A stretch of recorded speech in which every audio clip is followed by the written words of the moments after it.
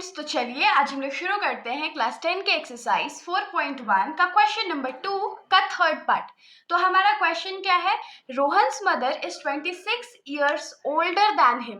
तो इसमें सबसे पहला इंफॉर्मेशन जो है हम लोग को क्या गिवन है कि रोहन की जो मम्मी है वो उससे 26 साल बड़ी है। मतलब कि अगर रोहन का एज मान लीजिए 1 ईयर्स होगा तो उसकी मम्मी कितनी एज की होगी, 1 + 26 दैट इज 27 ईयर्स की होगी। ये तो एग्जाम्पल था, ये तो एक्चुअल एज है नहीं। आगे क्या बोला गया है कि the product of their edges 3 years from now will be 360। तो इसमें हम लोग को सेकेंड इंफॉर्मेशन क्या दिया गया है कि अगर आज से 3 साल बाद रोहन का एज और रोहन की मम्मी का एज को हम लोग मल्टीप्लाई करेंगे तो हमारा आंसर कितना आएगा, 360 आएगा। तो we would like to find Rohan's age. तो हम लोग को क्या फाइंड करके बताना है, रोहन का एज क्या है। तो चलिए हम लोग इसको सॉल्व करते हैं। तो क्योंकि हम लोग को यहाँ पर रोहन का एज फाइंड करना और जितने भी टर्म्स है वो रोहन के एज से रिलेटेड है, इसीलिए हम लोग रोहन के एज को x मानेंगे।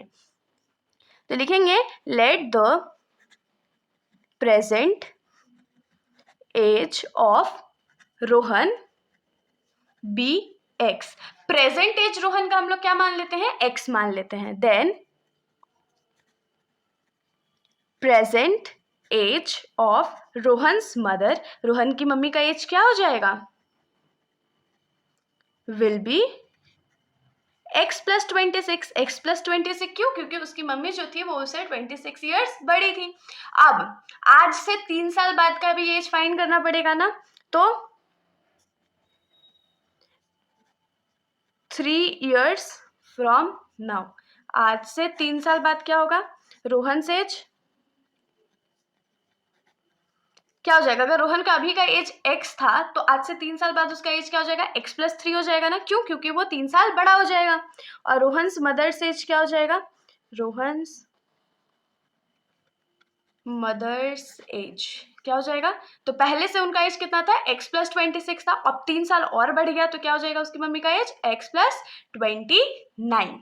अब हम लोग को क्या बोला गया था कि आज से 3 साल का बाद का जो एज होगा दोनों का, उसका प्रोडक्ट फाइंड करना है। या प्रोडक्ट हम लोग को दिया हुआ है, तो यहाँ पर हम लोग क्या इंटू करेंगे, x + 3 इंटू x + 29 और प्रोडक्ट कितना था 360। तो अब इसको सॉल्व कैसे करेंगे, इस x से इस पूरे ब्रैकेट को मल्टीप्लाई करेंगे, फिर इस 3 से इस पूरे ब्रैकेट को मल्टीप्लाई करेंगे। तो ये क्या हो जाएगा, x इंटू x + 29 और उसके बाद +3 into x + 29 is equals to 360। x into x क्या हो जाएगा, x² + 29 into x 29x + 3 into x 3x + 29 3 ज़ा 87 इज इक्वल्स टू 360। तो अब ये जो 360 हम लोग उसको लेफ्ट साइड में ले आएंगे, तो यहाँ पर तो x² बचेगा प्लस 29x + 3x क्या हो जाएगा, तो 32x plus 87 minus 360 is equals to 0। तो ये जो 360 है वो माइनस में क्यों हो गया, क्योंकि वो राइट साइड में प्लस में था, तो इसी साइड इस साइड आकर के वो माइनस हो जाएगा। तो यहाँ से हम लोग को क्या मिलेगा, x² + 32x अब प्लस माइनस माइनस, और क्योंकि 360 बड़ा है तो माइनस का साइन लगेगा। बाकी हम लोग 360 में से 87 को माइनस कर लेते हैं। 10 में से 7 जाएगा तो 3 बचेगा, 15 में से 8 जाएगा तो कितना बचेगा, 7 बचेगा, और यहाँ 2। तो यहाँ पर हम लोगों के पास क्या बचने वाला है, 273 इज इक्वल्स टू 0। अब हम लोगों को क्या करना पड़ेगा, तो 273 को प्राइम फैक्टराइज करना पड़ेगा। तो चलिए प्राइम फैक्टराइज करते हैं। अब प्राइम फैक्टराइज करेंगे क्योंकि मिड टर्म स्प्लिटिंग करना है ना, तो ये क्या हो जाएगा, 3 के टेबल में 27 9 टाइम्स में और 3 के 1 बार में। फिर 91 जो है वो किसके टेबल में आता है, तो 7 के टेबल में 13 टाइम्स में आता है, और 13 तो किसी के टेबल में नहीं आता है। अब हम लोग को क्या चाहिए, 32 चाहिए। तो अब 32 लाया कैसे जाए, ये तो सोचने वाली बात है ना। तो चलिए हम लोग कुछ ना कुछ तो उपाय जरूर लगाएंगे इसमें। तो देखिए अगर हम लोग यहाँ पर 13 इंटू 3 कर दे तो वो क्या हो जाएगा, 39, और 39 में से 7 माइनस कर दे तो 32 बचेगा ना। तो यहाँ पर हम लोग क्या लिखने वाले हैं, x², और क्योंकि प्लस का साइन बड़ा है या यहाँ पर प्लस है इसीलिए हम लोग बड़े वाले नंबर में प्लस देने वाले हैं। तो 39x - 7 x minus 273 is equals to 0 हो जाएगा।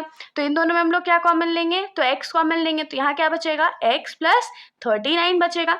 इन दोनों में माइनस कॉमन लेंगे और 7 कॉमन लेंगे, तो यहाँ क्या बचेगा, x माइनस माइनस प्लस, और जब आप लोग 273 को 7 से डिवाइड करोगे तो वो 39 बचेगा।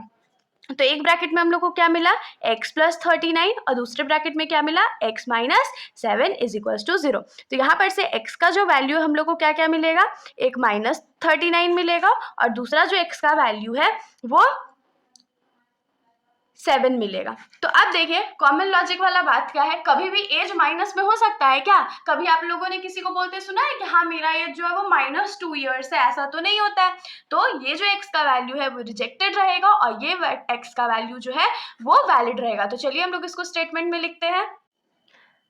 तो हम लोग लिखेंगे since age can not be negative, क्योंकि जो एज है वो नेगेटिव नहीं हो सकता है, so x is equals to -39 is rejected, ये रिजेक्ट होता है हमारा वैल्यू, और दूसरा वैल्यू हम लोग के पास x का क्या बचेगा, 7 बचेगा। तो हम लोग लिखेंगे हेंस